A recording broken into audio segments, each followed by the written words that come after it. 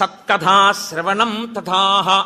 కేవలం తినకుండా కూర్చుంటే ఫలితం ఇవ్వరు. సత్కథా శ్రవణం, మీరు ఏదో భగవత్ సంబంధమైన విషయాన్ని వింటూ ఉండాలి. ద్వాదశి ఘడియలు వచ్చేవారు. ఏకాదశి తిథి పరివ్యాప్తమై ఉన్నంతసేపు తినకుండా ఉండడం ఎంత ప్రధానమో, ద్వాదశి ఘడియలు రాగానే తినేయడం అంత ప్రధానం. ధర్మం మారిపోతుంది అంతే.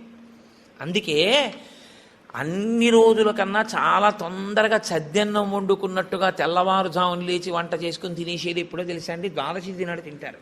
ద్వాదశి పారణ మధ్యాహ్నం చేయకూడదు. ద్వాదశి తిథి ప్రవేశించగానే చెయ్యాలి. అందుకే ఏకాదశి వ్రతం చేసిన వాడికి శ్రీ మహావిష్ణువే అందేశారు.